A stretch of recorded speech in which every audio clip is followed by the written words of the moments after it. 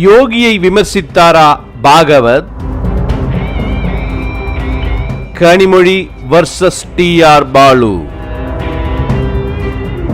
மராட்டிய அரசை கவிழ்க்க நேபாளத்தில் ராகுல் சதி. 15 नोव्हेंबर 2024 काठमांडूला एक बैठक झाली against Maharashtra government. Kolahalas TV YouTube channel, இது வாய்மையின் எக்காலம்.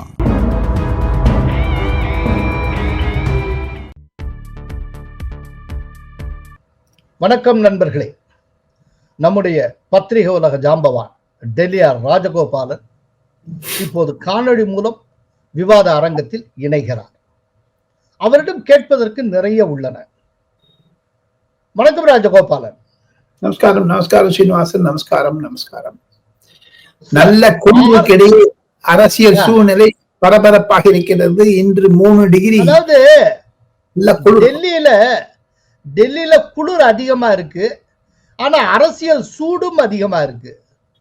சார், RSSக்கும் பிஜேபிக்கு இடையில இன்னமும் ஒரு புகைச்சல் இருக்கா?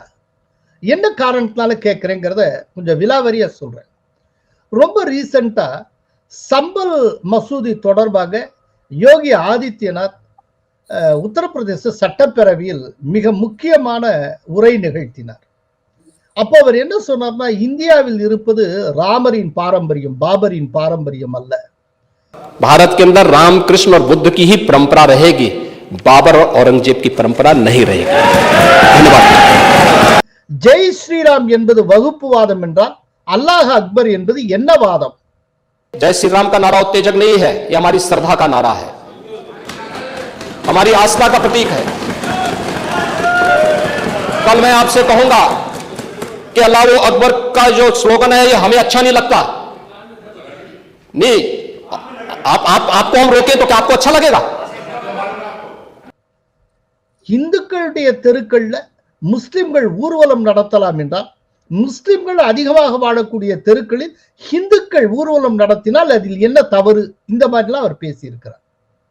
அதே நேரத்தில் RSS தலைவர் மோகன் பாகவத் புனேல 2 நாளைக்கு முன்னால பேசியிருக்கிறார்.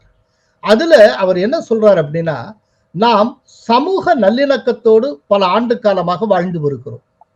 இதை உலக அளவில் கொண்டு சேர்க்க வேண்டுமெனில் அதற்கென தனி வடிவத்தை அளித்து நாம் முன்மாதிரியாக திகழ வேண்டும். அயோத்தியில் இந்த ஆண்டின் தொடக்கத்தில் ராமர் கோயில் கட்டிய பிறகு, அதேபோல் நாட்டின் பிற பகுதிகளில் மசூதிகள் அமைந்திருக்கிற இடத்திலெல்லாம் கோயில்கள் இருந்ததாக கூறி ஆர்ப்பாட்டம் நடத்துகின்றனர். இது போன்ற விவகாரங்களை கிளப்பி ஹிந்துத்துவ தலைவர்களாக மாற சிலர் முயற்சிக்கின்றனர் அப்படின்னு அவர் சொல்லுகிறார். श्रद्धेचा आदर सगळं राम मंदिर झालं पाहिजे, ते होत आहे. हिंदूंची श्रद्धा असताना हिंदूंना वाटतं, परंतु असं केलं म्हणजे हिंदूमध्ये नेता होता येतं म्हणून, किंवा अतिरेकी भूतकाळाच्या ओझ्याच्या परिणामामुळे अतिरेकी तिरस्कार, द्वेष, शत्रुता, संशय याच्या पोटी रोज एक नवीन प्रकरण काढणे हे कसं चालेल? हे नाही जाणार. आणि இப்ப ஹிந்துத்துவ தலைவராக சிலர் முயற்சிக்கின்றனர்னா, மோகன் பாகவத் யோகியை பத்தி அப்படி சொல்றாரா? ஏன்னா ஏற்கனவே ஞானபாபி மசூதி ரொம்ப தீவிரமடைந்த போதே மோகன் பாகவத் சொன்னார், எல்லா மசூதிகளிலும் லிங்கத்தை தேடிக்கொண்டிருக்க வேண்டாம் அப்படின்னு ரொம்ப சொல்லியிருக்கிறார். இப்ப அதே டோன்ல சிலர் ஹிந்துத்துவ தலைவர்களாக முயற்சி செய்கின்றனர் அப்படின்னு அவர் சொல்றார். சொல்ற டைமிங் என்னன்னா, யோகியுடைய ஸ்பீச்சுக்கு அப்புறம். ஆக்சுவலா யோகி என்ன பேசினார், என்ன விதமாக பேசினார், எல்லா விஷயத்தையும் வித் வீடியோ கிளிப்பிங்ஸ் ஓரிரு நாட்களுக்கு முன்னால கோலஹலாஸ் டிவில நாங்க கொடுத்துருக்கோம். அதனால நம்முடைய நேயர்களுக்கு யோகி என்ன பேசினாங்கிறது தரோவா தெரியும். இப்ப திடீர்னு இப்படி மோகன் பாகவத் பேசுகிறாரே, இதை என்னவா புரிஞ்சுக்கணும், எப்படி இன்டர்பிரட் பண்றீங்க நீங்க? கோலால நேயர்களுக்கும் தங்களுக்கும் என்னுடைய நமஸ்காரங்கள். கண்டிப்பாக இரு அமைப்புகளிடையே ஒரு கசப்பு இருக்கத்தான் இருக்கிறது சீனிவாசன். அது மகாராஷ்டிராவில் திருப்பு முனையாக இருந்தது, மீண்டும் முருங்கை மரம் ஏறிவிட்டது இருவர்களுடைய கசப்பு. யோகி ஆதித்யநாத் 2027 அசெம்பிளி தேர்தலை முன்னோக்கி செல்கிறார். அது முலாயம் சிங் யாதவ் பாபரி மஜீத் இருக்கும் போதே அவர்கள் எல்லாம் சுட்டு கொலை பண்ணாரு. அதிலிருந்து அந்த குடும்பமே ஒரு இந்துக்களுக்கு விரோதமான குடும்பம் என்பதை உத்தரப்பிரதேசத்தில் நிலைநாட்டி விட்டார் யோகி ஆதித்யநாத். அந்த பின்னணியில் அவர் பேசுவது நியாயம். ஆனால் கசப்பு இருப்பது உண்மைதான் சீனிவாசன்.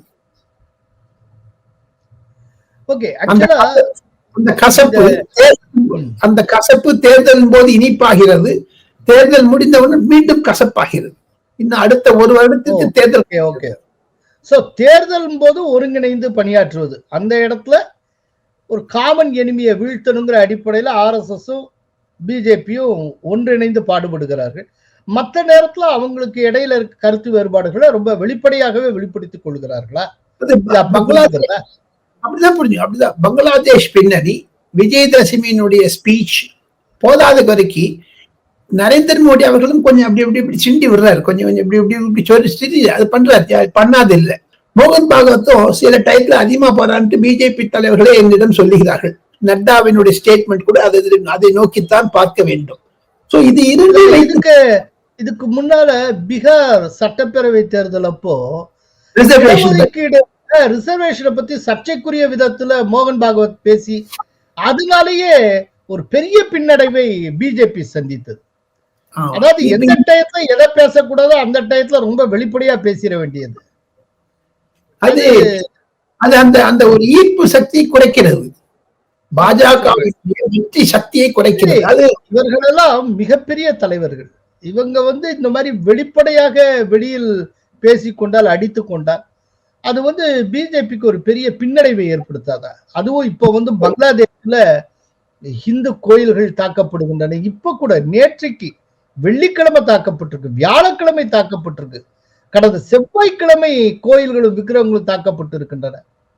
ராஜ்யசபால பேசி இருக்கிற வெளியுறவுத்துறை இணை அமைச்சர் சொல்லி இருக்கிற இந்த ஓராண்டுல மட்டும், அதாவது ஆகஸ்ட்ல இருந்து டிசம்பர் 8ஆம் தேதி வரைக்கும் மட்டுமே 2200 தாக்குதல் சம்பவங்கள் வங்கதேச இந்துக்களுக்கு எதிராக நடந்துள்ளனன்னு சொல்லியிருக்கிறார். அப்படிங்கிறப்போ வங்கதேசத்துக்காக மொத்த சக்தியும் திரட்டி அங்க இருக்கிற இந்துக்களை பாதுகாக்க வேண்டிய ஒரு கடப்பாடு நமக்கு இருக்கக்கூடிய ஒரு சூழ்நிலையில ஹிந்துத்துவாவை தன்னுடைய கொள்கையாக கொண்டிருக்கக்கூடிய பிஜேபியும் சரி, அதனுடைய இதுல ஒரு தாய் வீடு மாதிரி இருக்கக்கூடிய RSSக்குள்ளேயும் சரி, ரெண்டு பேரும் ஒருத்தருக்கு ஒருத்தர் முரண்பட்டு நிற்பது பொது எதிரிக்கு முன்னால நம்ம பலவீனப்படுத்தி விடாத. அது ஒரு துரதிருஷ்டம் தான் என்று என்னுடைய பார்வையில் பார்க்கிறேன். காரணம், இருவருக்குமே அந்த ஒரு ஒரு விதமான இருமாப்பு இருக்கிறது. அதை குறைப்பதற்கு உயர்ந்த தலைவர்கள் பாஜகவிலும் இல்லை, RSSலும் இல்லை, இருவரையும் ஒன்று சேர்ப்பதற்கு. இருப்பினும் தேர்தல் என்றால் ஒன்றாகி விடுகிறார்கள். சரி, அந்த மட்டுக்கு சந்தோஷப்பட்டுக்கலாம், அவ்வளவுதான். ஏன்னா ஒவ்வொருத்தருடைய பாத்துல ஜித்துன்னு இந்தியில சொல்லுவாங்க, ஜித்துமே கடக, அது ஒரு பிடித்த முயலுக்கு 3 கால் என்று சொல்ல, அதெல்லாம் பிடிச்சிருக்காங்க. அவங்களுக்குன்னு ஒரு ஈகோ இருக்கு, ஈகோ சென்டர்டா நடந்துக்கிறாங்க அந்த மாதிரி. ஓகே சார், இதுக்கு மத்தியில லோக்சபால ஒரு முக்கியமான காட்சியை நம்ம பார்க்கிறோம். என்னன்னா, ஒரே நாடு ஒரே தேர்தல், அது பற்றின விவாதம் எல்லாம் நடக்குது. அதுல டிஎம்கேக்குள்ள ஒரு முரண் இருக்கிற மாதிரி தோணலையா அந்த விஷயத்துல? நீங்க கவனிச்சீங்களா? அது TR பாலு அவர்கள் ஜாயிண்ட் பார்லிமெண்டரி கமிட்டியை ஒப்புக்கொண்டு செல்வ கணபதியின் பெயரை கொடுத்து விட்டார். அது செல்வ கணபதி, TM செல்வ கணபதி JNUவில் படித்தவர், ஹிந்தி நன்றாக புரிந்து பேசக்கூடியவர், என்னுடைய ஆப்த நண்பர். அவர் செல்வ கணபதி போட்டதுனால கனிமொழிக்கு பிடிக்கவில்லை. கனிமொழி அதை எதிர்த்தார், காங்கிரசுடன் சேர்ந்து கொண்டு. அதான் எதை எதிர்த்தார்? அந்த மசோதாவை எதிர்த்தார், இன்ட்ரோடக்ஷன் ஸ்டேஜ்ல எதிர்த்தார். உடனே ரெண்டு பேரும் ஒரே சீட்ல உட்கார்றாங்க, ஒரே தட்டுல உட்கார்றாங்க. ஒருத்தர் எதிர்க்கிறார், ஒருத்தர் ஆதரிக்கிறார். இதை தமிழக நீங்க சொல்ல வர்றது, கனிமொழி அந்த மசோதாவை எதிர்க்கிறார், TR பாலு அந்த மசோதாவை கூட்டு நாடாளுமன்ற குழுவுக்கு அனுப்பணுங்கிறார். அப்படின்னா இந்த ரெண்டுல எது சார் டிஎம்கே உடைய அபிஷியல் ஸ்டாண்ட்? TR பாலு. அப்படியே கனிமொழி சைடு வீக்குன்னு அர்த்தமா? அவங்க வீக் ஆனாங்களா? ஆமா ஆமா, திமுகவில் இரட்டை நிலைப்பாடு இருக்கிறது. அதை தமிழக மீடியாக்களும் சரி, அரசியல்வாதிகளும் சரியாக புரிந்து கொள்ளவில்லை. அதை புரிந்து கொண்டது பாஜக தான். வாயை மூடிக்கொண்டு இருக்கிறார்கள். காரணம், நம்ம காரியம் ஆயிடுச்சு, முடிஞ்சு போச்சு. ஆனா ஒண்ணு, அதை புரிஞ்சுக்கிட்டாலுமே தமிழ்நாடு காட்சி ஊடகங்கள் வெளிப்படுத்தாது, படுத்தவில்லை. உங்களுக்கு அந்த காட்சி ஊடகங்கள் எப்படி நல்லா தெரியும். நல்ல நல்ல வெளிப்படுத்தவும் வெளிப்படுத்த மாட்டாங்க. நம்ம வெளிச்சம் போட்டு காமிக்கிறோம், அவன் இருட்டடிப்பு செய்யறாங்க, அவ்வளவுதான். சார், இதுக்கு மத்தியில மகாராஷ்டிரா சட்டப்பேரவையில தேவேந்திர பட்னவிஸ் வந்து ஒரு பெரிய பாம் ஷெல்ல தூக்கி போட்டிருக்காரு. அவர் என்ன சொல்லியிருக்காருன்னா, 2022 பாரத் ஜோடோ யாத்திரையை ராகுல் காந்தி கண்டக்ட் பண்ண காலகட்டத்திலேயே ஏக்நாத் ஷிண்டே கவர்மெண்ட்டை கவுக்கிறதுக்கு அவர் முயற்சி செய்தார். அதற்கான ஒரு முயற்சி, மீட்டிங், சந்திப்பு, பேச்சுவார்த்தை இதெல்லாம் பக்கத்தில் இருக்கிற நேபாளத்தில் நடந்தது அப்படின்னு ஒரு பெரிய குண்டை தூக்கி போட்டிருக்காரு சார். 15 नोव्हेंबर 2024 आता काठमांडूला एक बैठक झाली. यात भारत जोडोचे काही लोक गेले होते. त्याचा सगळा रिपोर्ट माझ्याकडे आहे. We all resolve that we are going to do it in different phases, mainly Maharashtra and other BJP led states. कशाच्या बद्दल? ईव्हीएमच्या बद्दल. And we will be going to raise national campaign to restart ballot paper and reunite against Maharashtra government. हे काठमांडूला ठरत आहे. இது என்ன செய்தி, என்ன பின்னணி, என்ன விஷயம் சார்? தேவேந்திர பட்னவிஸுக்கும் சரி, ஏக்நாத் ஷிண்டேவுக்கும் சரி, அஜித் பவாருக்கும் சரி, சென்ற வருடத்துக்கு முன் வருடமே அவர்களுக்கு தெரியும் இந்த விஷயம். இருந்தாலும் இப்பொழுது ஏன் போட்டு உடைக்கிறார்கள்? அது அமித்ஷாவுடன் அடிக்கடி பேசுவது திடீரென்று ஞாபகம் வந்ததா, அல்லது இருக்கக்கூடிய 7 குழுக்கள் யார் யார் நேபாளத்தில் கண்டு ராகுல் காந்தியுடன் பேசினார்களோ, ISI agent plus George Soros agent என்று சூடகமாக சொல்லி இருக்கிறார் தேவேந்திர பட்னவிஸ். அதில் 7 அமைப்புகள் மகாராஷ்டிராவில் இருப்பதைத்தான், அதனால்தான் அவர் சென்ட்ரல் மகாராஷ்டிரா பண்ணார். அது பாராளுமன்றத்தில் வெடித்திருக்கும். இந்த ஒன் நேஷன் ஒன் போல் இந்த அமளி இல்லை என்றால் அது பாராளுமன்றத்தில் பூதாகரமாக வெடித்திருக்கும் கண்டிப்பாக. ஆக மொத்தம் 8 திசைகளிலும் 360 டிகிரிகளிலும் ராகுல் காந்தி என்ற ஒரு பேச்சு, பிளஸ் அவர் எப்படி இந்தியாவிற்கு எதிராக செயல்பட்டார் என்றதெல்லாம் பழசெல்லாம் கொஞ்சம் கொஞ்சமா வர ஆரம்பிச்சிருச்சு சார். அதாவது இப்போ அமித்ஷா அம்பேத்கர் ஒரு கான்ட்ராவர்சி, அது பற்றின டாக்ஸ், விவாதங்கள்லாம் போய்கொண்டிருக்கிற சூழ்நிலையில அதுல இருந்து மகாராஷ்டிரா மக்களை டைவர்ட் பண்றதுக்காக இப்படி ஒரு ஆட்டம் பாம தேவேந்திர பட்னவிஸ் தூக்கி போட்டான்னு சில பேர் சொல்றாங்க சார். அதனுடைய கான்டெக்ஸ்ட் புரிஞ்சுக்கணும். தேவேந்திர பட்னவிஸ் எந்த அழுத்தத்தில் அவர் சொன்னார் என்றால், அங்க இருக்கக்கூடிய காங்கிரஸ் காரர்கள் சொல்றாங்க, அங்கே காங்கிரஸ் வந்து பிசுத்தது. அங்க காங்கிரஸ் வந்து பெருங்காய டப்பா, காலி டப்பா, அங்க 7 பேர் தான் இருக்காங்க. சோ அதுல அவங்க சொன்னதுனால உடனே ஒரு பதில் சொன்னார். ஒன்று, அது மகாராஷ்டிராவை வந்து சென்டரா இருக்கிறதுனால சொன்னார், அவர் வேற ஒண்ணும் கிடையாது. ஓகே, இல்ல ராகுல் காந்தி சந்தித்த அந்த ஒரு, அதாவது திரைமறைவில் இருக்கக்கூடிய அமைப்புகள்ல 7 அமைப்புகள் மகாராஷ்டிராவை சேர்ந்த அமைப்புகளா? அங்க இருக்கக்கூடிய மராட்டி ஜாதி ரிசர்வேஷன் ஆந்தோலன், அதாவது சண்டை போடுவது, போராட்டம் நடத்துவது, அங்கு இருக்கக்கூடிய பருத்தி வியாபாரிகளை உசுப்பி விடுவது, அங்க இருக்கக்கூடிய வெங்காய உற்பத்தியாளர்கள் உசுப்பி விடுவது, எல்லாத்தையும் நிறைய பேருக்கு தெரியாது. சீனிவாசன், ஒரு ரகசியத்தை சொல்றேன். மகாராஷ்டிரால இந்த ஆரஞ்சு பழம் நன்னா வரும், ஆரஞ்சு. ஆமா, நாக்பூர்ல ஆரஞ்சு சென்டர் தானே. அங்க இருக்கக்கூடிய விவசாயிகளை தூண்டி விடுவதற்காக செய்த யுக்திகளை எல்லாம் அவர் வெளியிட்டார். அதற்கு பின்னால் காங்கிரஸ்காரர்கள் இருக்கிறார்கள். அதற்கு பின்னால் நேபாளத்தில் நடந்த ஒரு யுக்தி ஏனோ என்ற ஒரு சந்தேகத்தையும் நம்ம இவர் சொல்லிவிட்டார் பட்னவிஸ். சோ அந்த ஆந்தோலன்வாதிகள் எல்லாம் பார்த்திருக்கிறார். ஆமா, இதுக்கு முன்னால கூட ராகுல் காந்தி இந்த அரசு வந்த புதிதுல ரயில் இன்ஜின் டிரைவர்ஸ் அத்தனை பேரையும் அவர் மீட் பண்ணார். இல்ல, அவர் வந்து அந்த ஆட்டோ ரிக்ஷா பார்ட்ஸ் விற்கக்கூடிய கரோல்பாக் என்று சொல்லக்கூடிய இடத்தில் ஆட்டோ ரிக்ஷா ரிப்பேர் பண்ற இடத்துக்குள்ள ஸ்க்ரூ அப்படி இப்படி இப்படி பண்ணி போட்டோ கூட வந்தது. ஆமா, அதெல்லாம் ஸ்க்ரூ பண்றாரு. ஆனால் இது ரொம்ப முக்கியமானது என்னன்னா, திடீர்னு அவர் போகிறார், போய் ரயில் இன்ஜின் டிரைவர்ஸ் பல பேரை மீட் பண்ணுகிறார். அங்க இருக்கிற அந்த ரயில் இன்ஜின் டிரைவர்ஸுக்கான தொழிற்சங்கவாதிகளோடு அவர் சந்திப்பை மேற்கொண்டார். கொஞ்சம் யோசிச்சு பாருங்க, இப்ப இந்தியா முழுக்க ட்ரெயின்ஸ் ஓடல, நின்னு போச்சு, ஒரு மாபெரும் ஸ்ட்ரைக் கண்டக்ட் பண்ணா என்ன ஆகும்? இந்தியாவோட டிரான்ஸ்போர்டேஷன் ஆகும். இந்தியாவே நீங்க ஸ்தம்பிக்க வச்சிடலாம். அது நடக்காத இல்ல நடக்கலைங்கிறது வேற விஷயம். இத்தனை செக்டார் இருக்கிறப்போ ராகுல் காந்தி செலக்ட் பண்ணி ரயில் இன்ஜின் டிரைவர்ஸை மீட் பண்ணினா 1.5 மணி நேரம் பேசினார்னா அதுக்கு பின்னாலே ஏதோ ஒண்ணு இருக்குன்னு தானே அர்த்தம். ஏதோ தொடர்ந்து ராகுல் காந்தி முயற்சி செய்து கொண்டே இருக்கிறார். தேச விரோத சக்திகளுடன் கைகோர்த்திருக்கிறார் என்று நாடாளுமன்றத்திலே புகார் வந்தது. அதையும் தவிர நேற்று பாராளுமன்றத்தில் முன்தினம் 4 நாட்களாக நடப்பது கூட அதனுடைய பின்னணிதானோ, தேசத்தில் ரயில்வே ஸ்ட்ரைக்கை செய்ய முடியவில்லை, பாராளுமன்றத்தை ஸ்தம்பிக்க வைக்கலாம் என்று அடித்தடி சொல்ற சீனிவாசன், அந்த பிரதாப் சாரங்கி என்பவர் அடிபட்டுட்டார். ஹியூமானிடேரியன் பேசிஸ்ல அனுதாப ரீதியாக ஹாஸ்பிட்டல் போய் சந்திச்சிருக்கோம் நம்ம ராகுல் காந்தி. அந்த ஒரு மரியாதை கூட கிடையாது சார். கிட்ட வந்து பார்த்து திரும்பி போறாரு, அடிச்சாரு. பின்னால கைய கட்டு வந்து அப்படியே பாட்டு ரொம்ப கடுகடுப்பா வந்தாரு, ஏதோ பாட்டு அவர் மாட்டுல போனார்.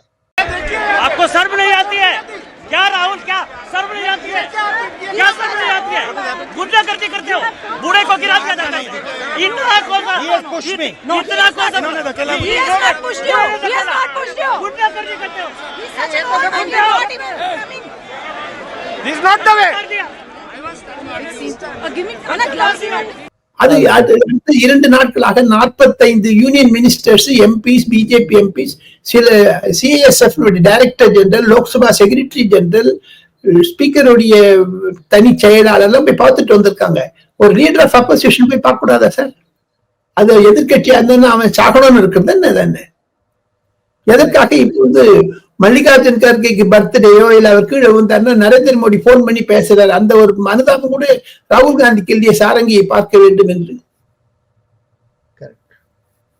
சார், இப்போ உங்களுடைய favourite area sir தில்லிமுல்லு sir. தில்லிமுல்லு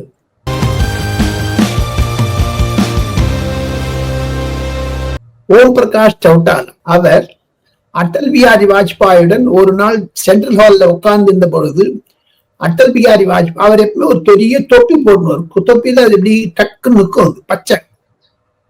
Om Prakash சௌட்டாலா எப்ப வந்தாலும் கிரீன்ல தான் டர்பன் போட்டு பாரு, அந்த மாஞ்சா போட்டு இஸ்திரி போட்டு அந்த ஒன்று கொம்பா நிற்கும், அப்படி அழகா இருக்கும். நன்றாக ஆங்கிலம் பேசுபவர். அடல் பிஹாரி வாஜ்பாயை பார்த்தவுடன் அடல் பிஹாரி வாஜ்பாய் காலை தொட்டு கண்ணில் ஒட்டுக்கொண்டு மரியாதை. உத்தரப்பிரதேசம், உத்தராகண்ட், ஹரியானா போன்ற இடங்கள் எல்லாம் மரியாதை என்ன என்று கேட்டார் சீனிவாசன். தான் போட்டுக்கொண்டிருந்த அந்த பச்சை தொக்கி அடல் பிஹாரி வாஜ்பாய் தலையில் வைத்தார். தலையில் வைப்பதற்கு முன்னாடி கையில கொடுத்துட்டு அவரே தலையில், இதுதான் மரியாதை சார் அவங்களுக்கு. அவங்களுடைய தொப்பியை இன்னொருத்தர் கொடுக்கறது தான் மரியாதை. அதுதான் தில்லுமுல்லு சார். அந்த காட்சி இன்னும் என் கண் முன்னால் இருக்கிறது. உடனே இருவரும் தட்டி கழுவி தன்னுடைய மகுடத்தை அடுத்தவங்களுக்கு சுற்ற மாதிரியான ஒரு இதே வாஜ்பாய் தமிழகம் வந்திருந்த பொழுது, ஐயா கருணாநிதியை சந்தித்த பொழுது கோபாலபுரத்தில் கருணாநிதி தன் இருக்கை கொடுத்தார் அடல் பிஹாரி வாஜ்பாய்க்கு. அவர் எதிரே வந்து உட்கார்ந்தார். அந்த காட்சியை தங்கள் மனதில் அதை நான் குறிப்பிட்டேன். அதுதான் தரம் ஹே, ஏதோ மரியாதா ஹே என்று சொன்னார் அடல் பிஹாரி வாஜ்பாய். அதுதான் அவருக்கு இருக்கக்கூடிய ஒரு மாபெரும் புகழ். ஓம் பிரகாஷ் சௌட்டாலாவும் அடல் பிஹாரி வாஜ்பாயும் சேர்ந்து அரசு அமைத்தார்கள் ஹரியானாவில். சோ ஆக மொத்தம் ஓம் பிரகாஷ் சௌட்டாலாக்கு நிலவாஞ்சலி, சித்தாஞ்சலி இது மூலமாக நான் தெரிவித்துக் கொள்ள ஆசைப்படுகிறேன். ஓகே சார், அடுத்தது இன்னொரு உங்களுடைய ஃபேவரட் ஏரியா செய்தி துளி. செய்தி துளி 1.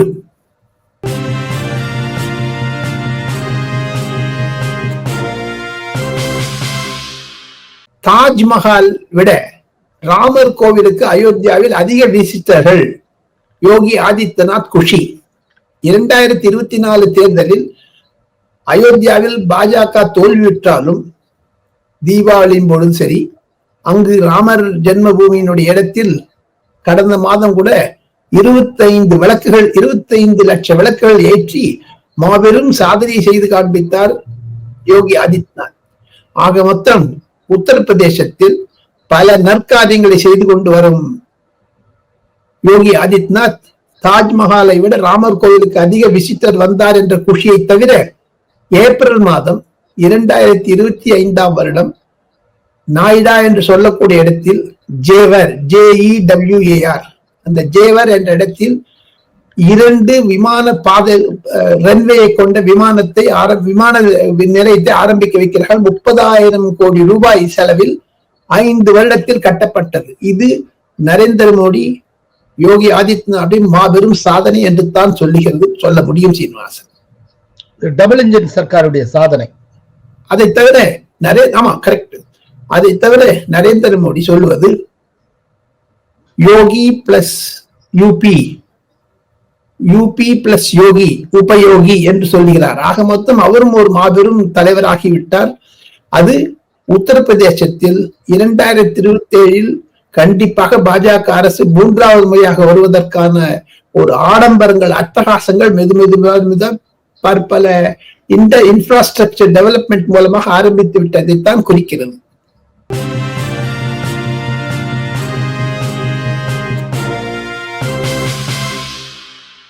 ஏன் ப. சிதம்பரம் ஒதுக்கப்பட்டார்? ராஜ்யசபாவில் கான்ஸ்டிடியூஷன் பற்றி பேசும் பொழுது மல்லிகார்ஜுன் கர்கே, அபிஷேக் மனு சிங்வி, திக்விஜய் சிங் எல்லாம் பேசினார். ஆனால் ப. சிதம்பரத்திற்கு வரும்பொழுது முகத்தில் மாஸ்க் போட்டுத்தான் வருகிறார். உடல்நிலை சரியில்லையா அல்லது மணிப்பூரினுடைய காங்கிரஸ் தலைவர் மல்லிகார்ஜுன் கர்கேக்கு புகார் கொடுத்தார் ப. சிதம்பரத்தின் மீது. காரணம், 2 போராளிகளுக்கு இடையே ஒரு போராளியை இவர் ஆதரித்து பேசினார் என்று அவர் ஒரு ட்வீட் போட்டிருந்தார். மல்லிகார்ஜுன் கர்கே ட்வீட்டை எடுக்க சொன்னார். அன்றிலிருந்து ப. சிதம்பரம் காங்கிரஸ் மீது கோபமாக இருக்கிறார். அதனால்தான் அவரை பேச விடவில்லையா என்று ஜெயராம் ரமேஷ் போன்றவர்கள் முணுமுணுக்கிறார்கள் தில்லியில்.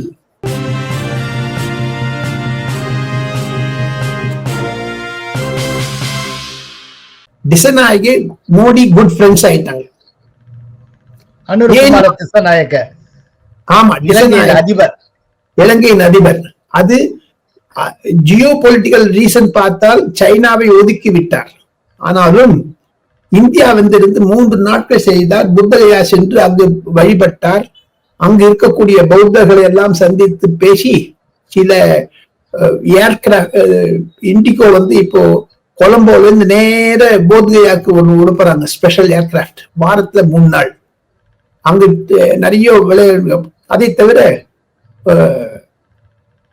நிர்மலா சீதாராமனிடம் சந்தித்தார் ஜெயநாயகே ஜனாதிபதி. டாக்டர் ஜெய்சங்கரிடம் சந்தித்தார். தமிழக தமிழ் பிரச்சனைகளை பற்றி எல்லாம் பேசியிருக்கிறார். பல முக்கியமான நிகழ்வுகள் நடந்தது. திசநாயக் அவனுடைய டெல்லி விஜயம் மிக மிக சிறப்பானது. ஆனால் ராகுல் காந்தி ஏன் சந்திக்கவில்லை? இலங்கை அரசியல் ரீதியாகவா அல்லது இந்திய அரசியல் ரீதியாகவா என்று நான் துருவி கேட்டதில் ரணில் விக்ரமசிங்கையும் சோனியா காந்தியும் நல்ல ஃப்ரெண்ட்ஸ், ராகுல் காந்தியும். எப்படி ஷேக் ஹசீனா அதிகமான ஃப்ரெண்ட்ஷிப் வச்சிருக்காங்களோ காந்தி ஃபேமிலியில, அது மாதிரி. அதனால்தான் திசநாயகே எதிரிக்கு எதிரி நண்பன் என்று சொல்லக்கூடிய அளவிற்கு காங்கிரஸை பார்க்காமல் பாஜக பக்கம் ஒட்டி கொண்டார் என்று ஒரு புதியதாக கதையை கட்டிவிட்டார்கள். திசநாயகனுடைய டெல்லி விஜயம் பெஸ்ட் என்று வந்துவிட்டது. இதுதான் சீனிவாசன். ராஜகோபாலன், பிரமாதமா ஏராளமான செய்திகளை தந்திருக்கிறீர்கள். மிக்க நன்றி Rajagopal. Kolahalas TV YouTube channel, இது வாய்மையின் எக்காலம்.